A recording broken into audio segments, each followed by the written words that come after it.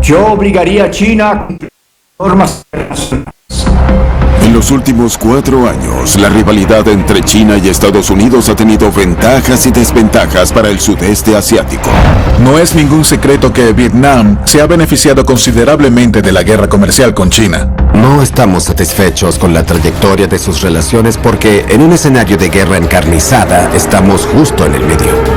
Estados Unidos es el desestabilizador de la paz y la estabilidad regionales.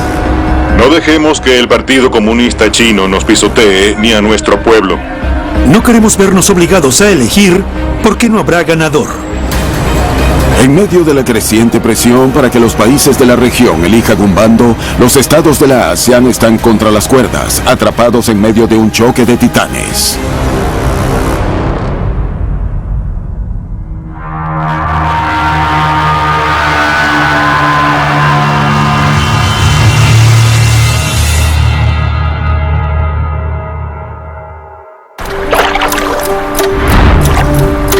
El sudeste asiático es un vasto crisol de culturas e influencias.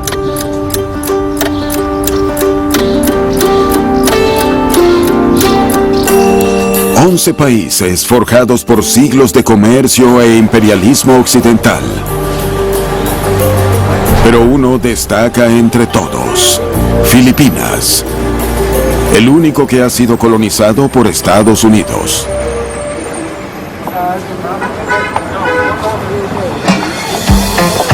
La ocupación estadounidense dejó un fuerte legado en Filipinas, en especial en la ciudad de Ángeles. Ángeles, Filipinas. También conocida como la Pequeña Norteamérica, Ángeles prosperó al acoger a soldados estadounidenses que servían en la cercana base aérea de Clark. Estados Unidos dirigió las instalaciones desde 1903 hasta 1991. Desde los años 70 hasta finales de los 80, no se veían muchos filipinos, sobre todo en mi barrio Balibago. La mayoría de los lugares estaban ocupados por estadounidenses, y más por la noche. Todos acudían en masa a los clubes y bares. Eran las escenas habituales de la época. El apogeo de Ángeles terminó abruptamente en 1991.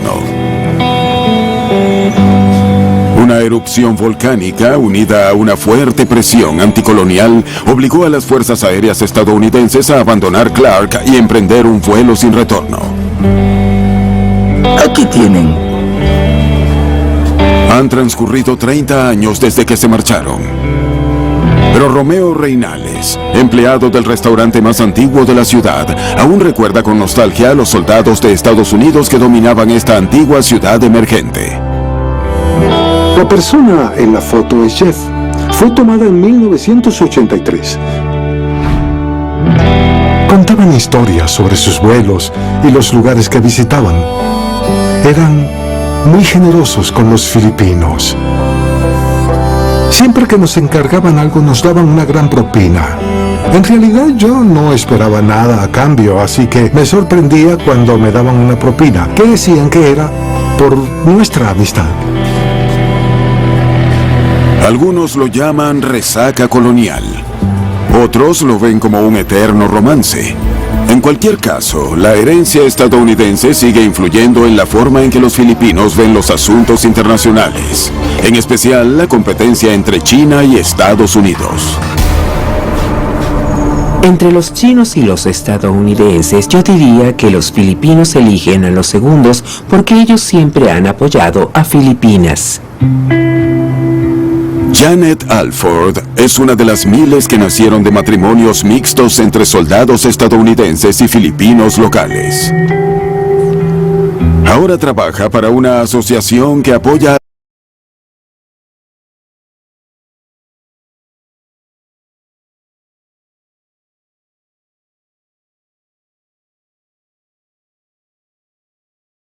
a los veteranos de guerra estadounidenses que residen en Filipinas. Siempre recurro a la historia porque en repetidas ocasiones, cuando Filipinas lo necesita, nuestros hermanos estadounidenses están dispuestos a ayudarnos. Douglas MacArthur dijo, regresaré, y así fue, regresó, y liberó a Filipinas de los japoneses. Cuando Clark estuvo aquí había muchas actividades comunitarias en cuanto a voluntariado, retribución y todo eso, e incluso hasta ahora. Así como los lazos de los filipinos con Estados Unidos están impregnados de historia, las relaciones con China también tienen una larga trayectoria. Manila, Filipinas. La ciudad vecina de Manila alberga el barrio chino más antiguo del mundo. Fundado a finales del siglo XVI, es un símbolo de más de 5 siglos de comercio con China. En la actualidad, China ocupa el tercer lugar entre los países que más contribuyen al comercio y la inversión de Filipinas. Uno de los lugares donde los chinos están aparcando su dinero es la antigua base aérea de Clark. Desde 2016, este lugar ha sido reurbanizado por el gobierno filipino, con la ayuda de inversionistas de toda Asia como Nueva Clark. Una vez terminada, albergará una mezcla de instalaciones residenciales, comerciales e industriales. También está previsto que se convierta en la nueva capital política del país.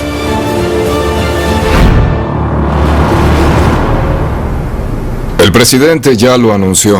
Todos los organismos del gobierno nacional tienen que instalar sus oficinas de reserva en la ciudad de Nueva Clark para que, en caso de emergencia, en caso de calamidad, puedan seguir funcionando. Reinaldo Catacutan es el alcalde de la ciudad de Capas, que alberga la mayor parte de Nueva Clark. Ya se ha proyectado que, tras su desarrollo, habrá al menos 1,2 millones de oportunidades de empleo solo en Nueva Clark. Muchos filipinos trabajan como cuidadores o empleados domésticos en distintos países. Por eso, la ciudad de Nueva Clark les ofrece muchos hoteles y zonas industriales, en lugar de tener que emigrar a otros países. Además, algunos profesionales no necesitan ir a Manila. En la actualidad, hay muchos inversionistas chinos que emigraron aquí y que eventualmente se convirtieron en ciudadanos filipinos. Sí, son bastante buenos. Pero estos planes han levantado sospechas en todo el país. Los filipinos llevan mucho tiempo protestando contra las actividades de China en el mar de China Meridional, donde ambos países mantienen una disputa territorial. En 2016, muchos en el país celebraron una decisión histórica del Tribunal Internacional que desestimó las extensas reclamaciones de Pekín en el mar de China Meridional.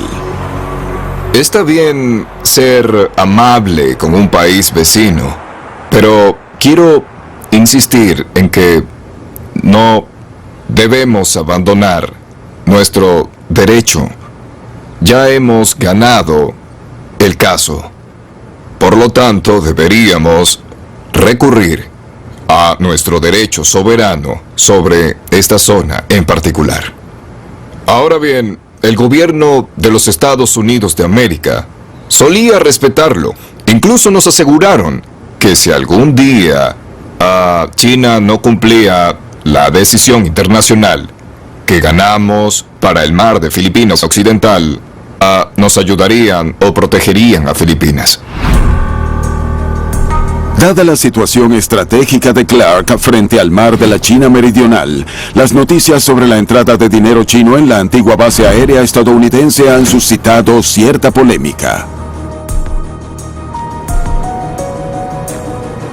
Romel Ong es contraalmirante retirado de la Armada Filipina y ahora imparte clases en la prestigiosa Ateneo School of Government. Él reflexiona sobre si la inversión china en la ciudad de Nueva Clark afectará a la seguridad de su país. En cierto modo ya no es viable como base militar. Ahora bien, aunque fuera un revés para Estados Unidos, creo que lo mejor para ellos es invertir en esa zona. Si abordamos esto de manera lógica, pues resulta neutral en términos de nacionalidad, porque quien aporte el dinero podrá desarrollar esa zona, y ese es el socio a quien habría que complacer. Confiamos en que, ya sean chinos o de cualquier otra nacionalidad, al invertir en Ciudad de Los Ángeles, especialmente en la zona económica de Clark, podamos estar seguros de que nuestra ciudad recuperará su belleza y antiguo esplendor. Al igual que la mayoría de la población, Janet se debate entre el desarrollo y la conservación. Al visitar Clark ahora, los restos de lo que fue la ciudad se están erosionando poco a poco. Es totalmente diferente porque se va a comercializar mucho. Necesitamos el dinero, ¿no? Bien, abrimos nuestras puertas a las inversiones, pero al mismo tiempo, tenemos que actuar bien con los filipinos. Ella teme que el gobierno dependa excesivamente de la inversión china para construir nuevas infraestructuras. Destaca particularmente un parque empresarial de 500 hectáreas que desarrollarán los chinos en el antiguo aeródromo de Clark. Si dependemos únicamente de China, llegarán como bravucones. Va a ser un reto porque ya hemos abierto las puertas a muchas de sus inversiones y de alguna manera ya ellos se han apoderado de todo. Si quieren invertir, son bienvenidos. Este es un acuerdo entre dos países. Mientras la ciudad de Capas se beneficie de este desarrollo de 500 hectáreas, cree varias oportunidades de empleo y nos deban respeto y respeten nuestra cultura filipina e incluso nuestras tradiciones. Desde su llegada al poder en 2016, el presidente Duterte ha priorizado el desarrollo de infraestructuras. Para impulsar la realización de su gran visión, conocida como el Plan Build, Build, Build, se ha asegurado miles de millones de dólares en fondos para infraestructuras prometidos por China. Se trata de carreteras, puentes, proyectos de control de inundaciones y edificios escolares. Nos asociamos con China del mismo modo que nos asociamos con los japoneses y los coreanos. Evaluamos los proyectos por sus propuestas. Si existen mejoras prácticas en otros lugares, creo que Filipinas debería aprovechar cualquier oportunidad para mejorar sus infraestructuras actuales. En realidad, la mayor parte del dinero prometido por China aún no se ha materializado. Pero los observadores creen que esto tendrá poco efecto en el giro del presidente Duterte hacia Pekín, que se ha producido en medio de una intensa competencia entre Estados Unidos y China por influir en el sudeste asiático. Ambas superpotencias consideran la región un pilar fundamental del sistema comercial internacional. Pekín no respeta los valores democráticos fundamentales ni los consagrados en la Carta de la ASEAN. No solo hablemos, actuemos. No dejemos que el Partido Comunista Chino nos pisotee ni a nuestro pueblo. Todo el mundo en el sudeste asiático se encuentra ahora mismo en un estira y encoge. Todos intentan equilibrar sus relaciones con China y Estados Unidos. Y ese comportamiento es, yo diría que explicable, en mi opinión, por el hecho...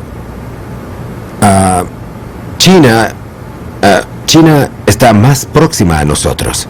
Son nuestros vecinos y todo lo que China hace nos afecta. El almirante Ong afirma que una reciente decisión del presidente Duterte revela que la mezcla diplomática se está agitando. En febrero de 2020 canceló el acuerdo de fuerzas visitantes entre Filipinas y Estados Unidos. También conocido como VFA, el acuerdo tiene más de 20 años. Facilita los ejercicios militares hombro a hombro entre ambos países. También permite a Estados Unidos desplegar tropas y buques en Filipinas en respuesta a la región. Si del VFA prácticamente se ha eliminado el equilibrio al que se quiere aspirar en las relaciones con Estados Unidos y China. Esto es el equilibrio en las relaciones de seguridad con Estados Unidos y el equilibrio en las relaciones comerciales con China. Cuando se compensa ese equilibrio, eliminando un contrapeso, se desplaza todo hacia un solo lado, que es el de las relaciones con China. En julio de 2020, el presidente Duterte dio marcha atrás en la decisión de cancelar el VFA. Sin embargo, sigue utilizando el acuerdo como moneda de cambio por favores de Estados Unidos. Su última exigencia fueron las vacunas COVID-19. Esto ha suscitado dudas sobre si el juego político que está llevando a cabo el gobierno podría poner en peligro la seguridad de la región. Solo Estados Unidos tiene los medios hoy para disponer de los medios que garantizan la seguridad de Asia-Pacífico, referente a cualquier asunto contencioso en el frente marítimo.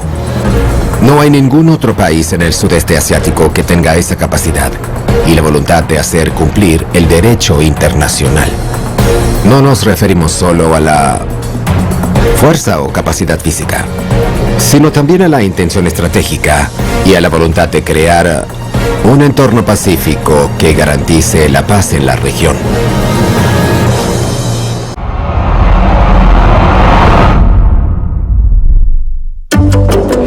Ho Chi Minh, Vietnam.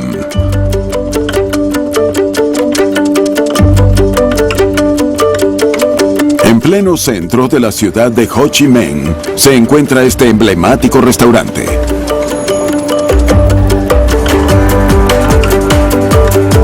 Pho 2000 es muy conocido en todo el país, no solo por su peculiar sopa de fideos, sino por la visita de un famoso estadounidense en el año 2000.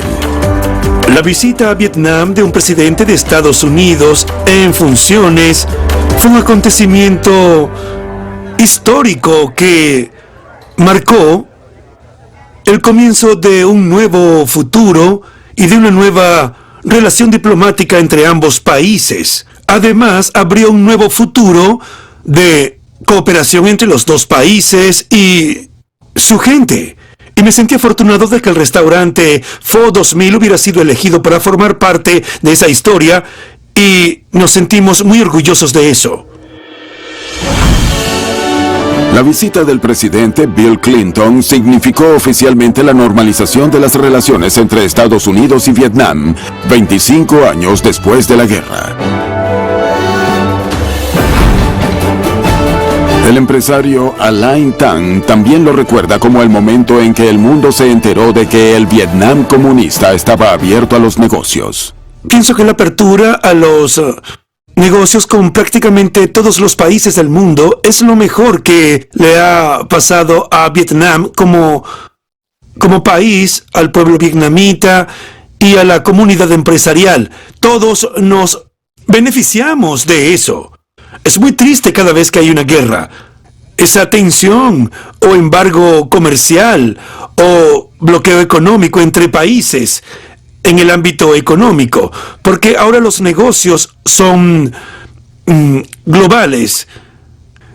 Es difícil para los pequeños empresarios como yo en un negocio de alimentos y bebidas humildes. ¿Por qué no queremos vernos obligados a elegir? Porque no habrá ganador. Hoy en día, la economía de Vietnam depende en gran medida de Estados Unidos. El país gana $60,000 millones al año en exportaciones a este país, su principal mercado. Y este flujo constante de dinero ha llegado hasta el ciudadano de a pie. Tron Chi Kong es uno de los millones de obreros vietnamitas que trabajan para empresas que fabrican productos para Estados Unidos. Con los años, fue ascendiendo hasta convertirse en jefe de departamento de una fábrica de muebles estadounidense. En la fábrica en la que trabajo, he recibido un muy buen salario. Incluso durante la etapa de la epidemia del COVID-19. he obtenido unos ingresos estables suficientes para llegar a fin de mes y poder cuidar de mi familia. Como empresa estadounidense, dan prioridad a los resultados. Es obvio que les importa más la calidad que un horario de trabajo estricto. Además, los estadounidenses nos han enseñado a buscar la perfección. Incluso durante la pandemia, Vietnam siguió siendo una de las economías de más rápido crecimiento del mundo en 2020. Vietnam no solo tiene que agradecer a Estados Unidos esta impresionante estadística. En los últimos años, el ascenso de China ha creado nuevas oportunidades para la nación del sudeste asiático. China es ahora el principal socio comercial de Vietnam, con un comercio bilateral valorado en más de $100 mil millones. China ocupa el tercer lugar en la lista de mayores inversionistas en Vietnam. Estados Unidos está notablemente ausente de los 3 primeros puestos. A pesar de ello, muchos vietnamitas siguen prefiriendo mantener relaciones sólidas con Estados Unidos antes que con China. Parte de esta desconfianza hacia Pekín se debe a las recientes tensiones en el mar de China Meridional y a la indignación pública por el trato que han recibido los pescadores vietnamitas por parte de los barcos chinos en las disputadas aguas. Quang Ngai, Vietnam.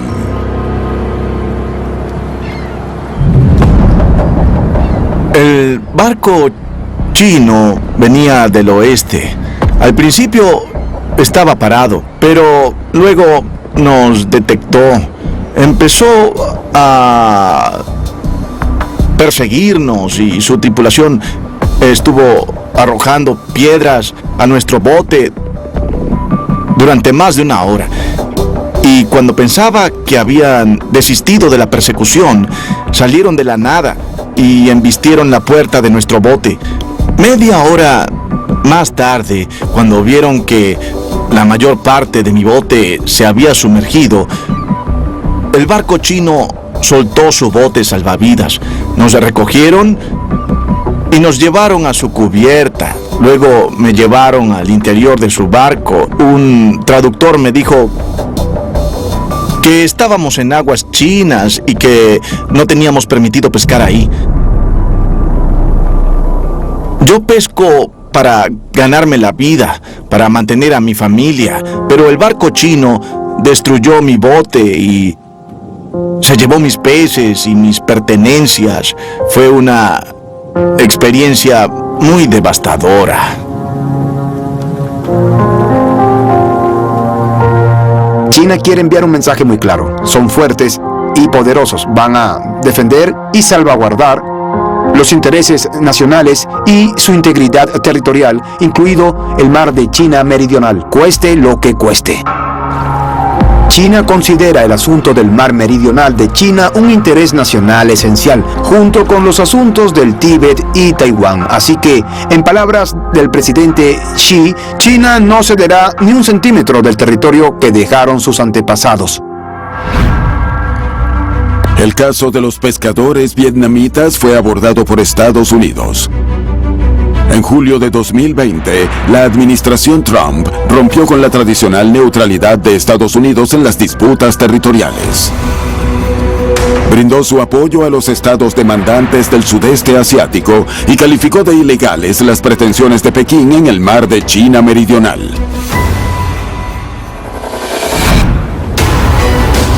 Estados Unidos también desplegó tropas y portaaviones en el sudeste asiático e intensificó los ejercicios militares en la región. China respondió con sus propios ejercicios.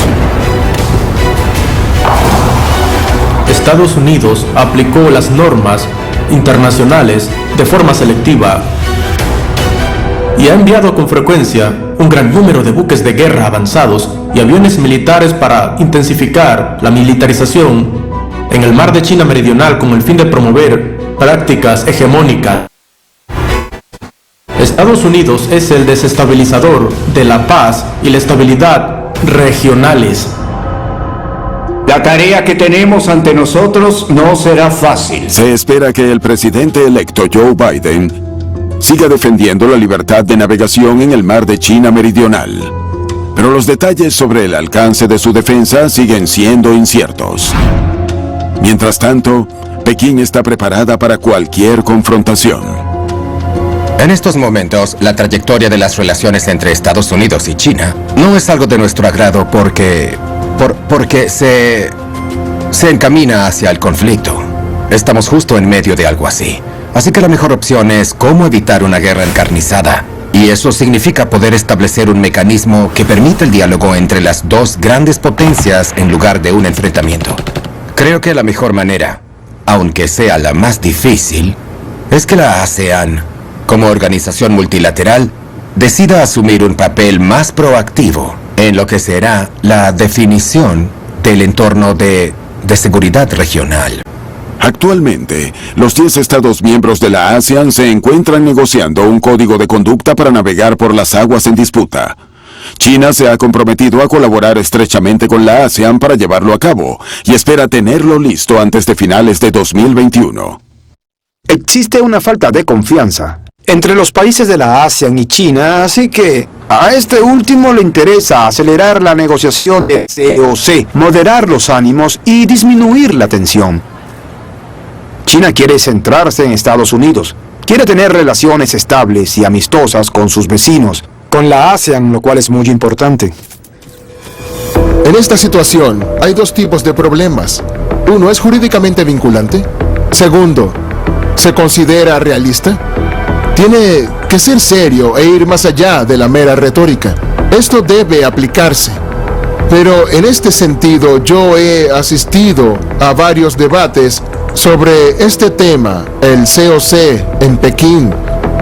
He asistido como académico independiente, sin representar al país. Durante varios de nuestros diálogos, algunos académicos chinos que se comprometieron con la ASEAN llegaron a preguntarse si, incluso si fuera jurídicamente vinculante, como algunos así lo quieren hacer ver, entonces, en este caso, realmente, ¿quién será el encargado de hacerlo cumplir? La ASEAN avanza con el código de conducta con el objetivo de lograr un enfoque más fuerte y unido de la seguridad regional. Sin embargo, en el frente económico, los recientes acontecimientos en la guerra comercial han acentuado la competencia entre los miembros del bloque regional.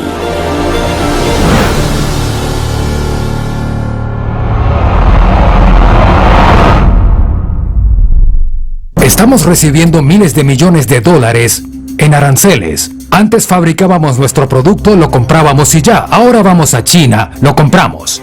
Pero ya no. Si no quieren pagar aranceles, fabríquenlo aquí. O cómprenlo en otro país que no tenga aranceles. La guerra comercial entre Estados Unidos y China ha desestabilizado las cadenas de suministro a nivel mundial. Pero los países de la ASEAN han encontrado nuevas oportunidades en medio del caos.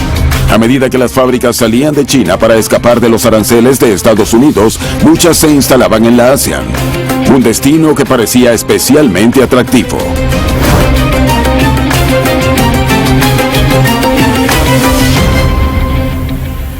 Vietnam es el paraíso de los emprendedores. Es un lugar idóneo para arriesgarse sin mucho capital. Vietnam ya era un destino atractivo para desacoplar y repartir el riesgo de la cadena de suministro para muchos compradores, interesados en mantener la coherencia, seguridad y fiabilidad de su cadena de suministro actual. La guerra comercial solo pareció acelerar esa tendencia. El empresario estadounidense Walter Blocker ha dirigido múltiples empresas en Vietnam durante más de 20 años. En 2018 se hizo con el control de Stanley Furniture. Fundada en 1924 en Carolina del Norte, sus productos se fabricaron en Estados Unidos hasta la década de 2000. Luego la producción se trasladó a China. Ahora todo se fabrica en Vietnam. La gran mudanza de Stanley a Vietnam refleja una creciente reticencia entre los inversionistas estadounidenses a trasladar la fabricación de vuelta a Estados Unidos, que fue una de las principales intenciones de la guerra comercial del presidente Trump. Creo que las empresas han analizado detenidamente el coste de tener más trabajo realizado en Estados Unidos. Al fin y al cabo, las empresas van a elegir la forma más eficaz de llevar a cabo sus negocios, tanto en términos de costos como de tiempo. Vietnam ha trabajado para crear una plataforma segura para la inversión. Una de las prioridades básicas del gobierno ha sido respetar las necesidades de su pueblo y aportar amplios beneficios a una clase media muy numerosa que ahora está saliendo de la pobreza para convertirse en una de las economías más prósperas de la región. Eso funciona muy bien con el sector privado, porque el gobierno ha trabajado con este sector para escuchar y comprender las necesidades de los inversionistas y las necesidades de los creadores de empleo, de modo que podamos tener una relación lo más satisfactoria posible. Pero hay otra relación igualmente importante para Blocker. No es ningún secreto que Vietnam se ha beneficiado significativamente de la guerra comercial con China, pero también conlleva retos, y el mayor reto hoy en día es entender la balanza comercial y el déficit comercial. Lo importante es tener fuertes vías de comunicación, intereses compartidos y objetivos estratégicos, no solo entre China y Estados Unidos, sino con la región en general, para garantizar la independencia y la prosperidad de todas las personas en todas las economías, ya sean grandes o pequeñas. Todo el mundo, y digo todo el mundo, debería tener la oportunidad de vivir la vida y prosperar en entornos seguros. Samut Prakan, Tailandia. En Tailandia, Delta Electronics, con sede en Taiwán, fabrica componentes para empresas como Huawei y Microsoft. Ha trasladado parte de su producción de China al paraíso del otro fabricante del sudeste asiático.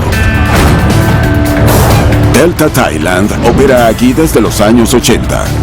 Tiene 6 fábricas y una 7ª en construcción. En general sí costará dinero adquirir o alquilar terrenos, o habrá que instalar también mucha maquinaria y formar a la gente, pero creo que es algo natural, forma parte de todo el negocio. Recibimos mucho apoyo del gobierno.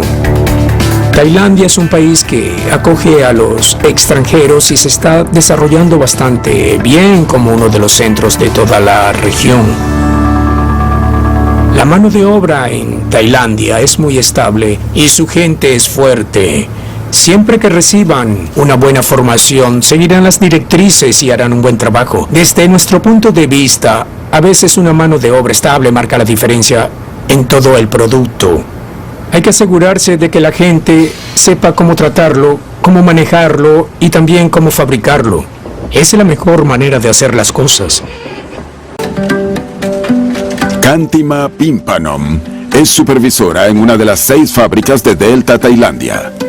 Debido a un reciente aumento de los pedidos de Estados Unidos, ella y sus empleados han tenido que trabajar más para aumentar la producción de la empresa. Pero ella no se queja. El aumento de la carga de trabajo me ha ayudado a tener mucha más confianza en el desempeño de mi labor. La remuneración de las horas de trabajo extra también me ha ayudado a disfrutar de una vida mejor. Trabajar aquí también me ha beneficiado, porque me permite ganar lo suficiente para la comida, el transporte e incluso las facturas médicas de mi familia. La inversión extranjera en Tailandia también nos proporciona más comodidad y confort a los tailandeses. Por ejemplo, aparecerán más tiendas, clínicas y centros comerciales en las nuevas urbanizaciones, lo que significa que no tendremos que viajar demasiado lejos para poder disfrutar plenamente de estas instalaciones. Esta opinión es compartida en toda la ASEAN. Durante los 2 últimos años, los países de la región han estado compitiendo por hacerse con una parte de la inversión procedente de China. Duanjai hace Chinta la carga en Tailandia. Queremos acelerar la inversión en Tailandia. Si las empresas consiguen invertir al menos 1.000 millones de baht, unos 33 millones de dólares, al cabo de 12 meses obtendrán 5 años de reducción del 50% del impuesto de sociedades. Ahora buscamos inversiones con mayor contenido tecnológico y que generen más valor añadido. Y vemos que muchas de las inversiones que se están reubicando se ajustan exactamente a nuestros objetivos. Si Vietnam y Tailandia son los primeros vencedores de la guerra comercial, Indonesia podría ser el mayor perdedor en la carrera por atraer a los fabricantes que buscan eludir los aranceles. Yakarta, Indonesia. Al economista Iose Rizal no le sorprende. Él recuerda que Indonesia fue uno de los últimos en incorporarse a las infraestructuras de China, la iniciativa de la Franja y la Ruta. Existen varias causas que retrasaron un poco la incorporación de Indonesia a la iniciativa de la Franja y la Ruta. En 2017 realizamos una encuesta sobre la percepción pública de los temas económicos. Pusieron a China como el principal país que trae desventajas a la economía de Indonesia. Pero, curiosamente, también sitúan a Estados Unidos en segundo lugar.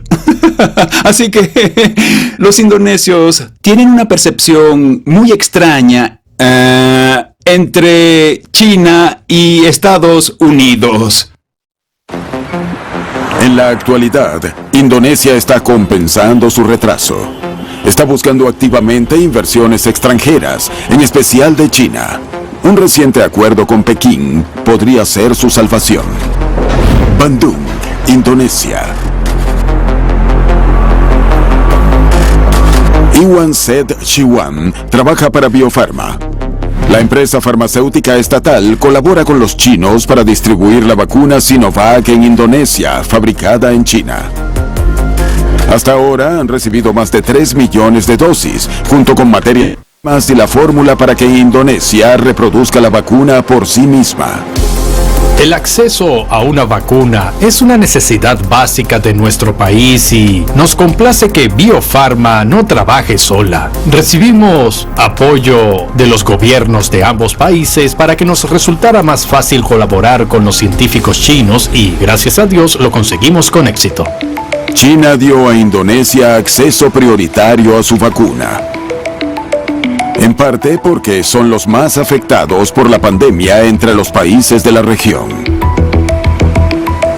El país también fue elegido para ser el centro de distribución de Sinovac en el sudeste asiático. Un paso útil de cara a los planes del gobierno para un programa nacional de inoculación en 2021. Esta es nuestra esperanza para acabar con toda esta pandemia que ha provocado caos en nuestras vidas cotidianas. Actualmente estamos atrapados en un bucle y luchamos por restablecer nuestro sistema sanitario y lograr la recuperación económica. Indonesia espera mantener este tipo de colaboraciones significativas con China. Pero como muchos otros países de la región, necesita equilibrar esta situación con sus relaciones con Estados Unidos. La agrupación regional ASEAN podría ofrecer una posible solución.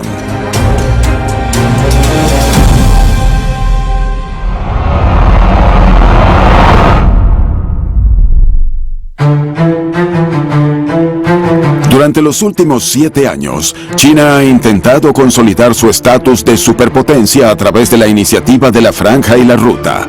Presentada en 2013, es la gran invitación de Pekín para que los países prosperen juntos a través de la cooperación. Y estas colaboraciones no se han limitado a solo infraestructura.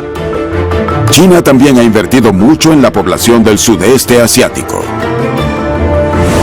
Para ganarse a los ciudadanos, China ha concedido miles de becas completas a estudiantes de la región. Los estudiantes de los países de la ASEAN constituyen ahora el mayor colectivo de estudiantes extranjeros en China, con cerca de 80.000 individuos. Hola, ¿podría yo revisar mi tesis? Sí, está bien redactada. El académico indonesio Humphrey Rosol es uno de los miles que se inscribieron en el programa de la red universitaria China-ASEAN. Recientemente completó un viaje de estudios de 6 años en China, patrocinado por el gobierno de ese país, con un doctorado y una nueva perspectiva. Descubrí que China no estaba tan atrasada como yo pensaba cuando estuve allí. Me sorprendió el nivel de desarrollo y las avanzadas infraestructuras que ellos tienen. También aprendí de primera mano que la iniciativa de la Franja y la Ruta y los intercambios entre personas son buenas plataformas para que los ciudadanos de Indonesia y China se visiten y aprendan unos de otros.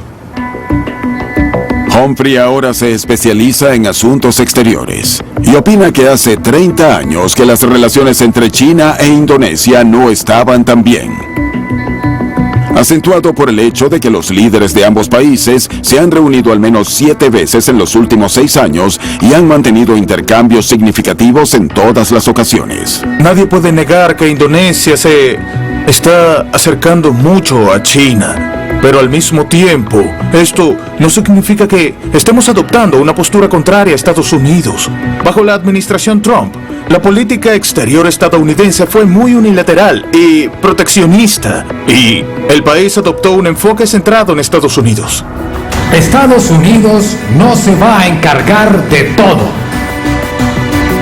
Por otro lado, China llegó ofreciendo una cooperación provechosa. El tipo de colaboraciones que propusieron se alineaban bien con nuestros intereses nacionales. Estas colaboraciones están ayudando al presidente indonesio Joko Widodo a cumplir sus promesas electorales de nuevas y mejores infraestructuras en el país.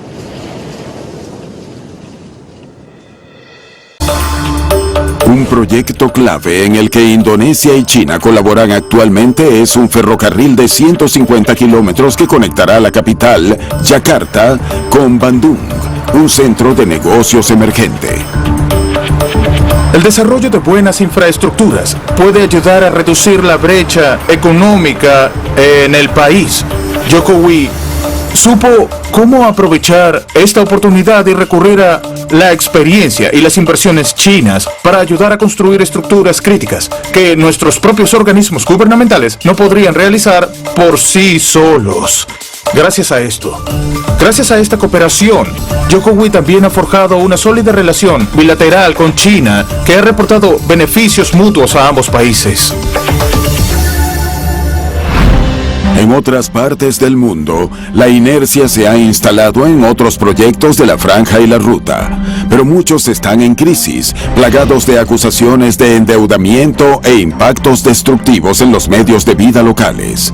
En los últimos 2 años, la administración Trump ha jugado con estas acusaciones como parte de un complot para que los países se desvinculen de China. China acusada de tratos infraestructurales corruptos a cambio de influencia política. A pesar de lo que digan los estadounidenses, creo que la ASEAN se aferrará a ciertos principios. La iniciativa de la Franja y la Ruta facilita el acceso de los productos de la ASEAN al mercado chino, acelera la mejora de las infraestructuras en la región y ayuda a las industrias locales a despegar. Pero falta transparencia y respeto por las normas internacionales reconocidas. Sabemos que varios países de la región sufren enorme presión por deuda externa. Pero yo creo que no debemos subestimar la capacidad de China para aprender de estas críticas. Y China sabe esto. Así que, bueno, tal vez le lleve tiempo hacer este reajuste. A pesar de los esfuerzos de ambas superpotencias por atraer a los países de la región hacia sus respectivos bandos, los 10 estados de la ASEAN se han comprometido colectivamente a permanecer neutrales. La historia nos ha enseñado que ponerse del lado de uno de los principales países del mundo no es beneficioso para la población. La ASEAN con una población de más de 600 millones, es un gran mercado. Somos fuertes en la clase media. Estados Unidos también se centra en la clase media. Junto con la ASEAN, puede ofrecer una plataforma para que ambas clases medias se comprometan. Pero ahora, la ASEAN es el socio comercial número 1 de China. No elegimos un bando porque ambos son importantes para nosotros en términos económicos, comerciales y de inversión. El diplomático de carrera, Ade Sarwono, representa a Indonesia en la ASEAN. Aunque está en contra de que los países miembros tomen partido, cree que la ASEAN puede hacer más que cruzarse de brazos de cara al conflicto. Lo que podemos hacer es hacer un llamado a ambas potencias para que seamos escuchados, utilizar los mecanismos dirigidos por la ASEAN. Tenemos la cumbre de Asia, la ASEAN +3, el foro regional de la ASEAN. Nos gustaría que todos trabajaran juntos, que cooperaran en lugar de rivalizar o entrar en conflicto. Y utilizar esa energía para implementar la cooperación como, por ejemplo, en conectividad, infraestructura, digitalización y política comercial. Es decir, trabajar con nosotros. Nuestro interés, repito, es hacer que nuestra región sea estable y pacífica para que podamos desarrollarnos y prosperar. Estableceremos las reglas del juego, en lugar de dejar que China y otros dicten los resultados porque son los únicos que dominan la situación. Se espera que el recién electo presidente Joe Biden se afirme ante China. Sin embargo, su presidencia marca una hoja en blanco para la diplomacia entre Pekín y Washington. Tras más de un año lidiando con el temor a una guerra abierta en su vecindario, los habitantes del sudeste asiático esperan que después de la tormenta venga la calma. Esta nueva administración ya por llegar creo que será un poco más sensata que la administración anterior y será capaz de disipar cualquier discusión, problema o desacuerdo entre las dos partes, por así decirlo.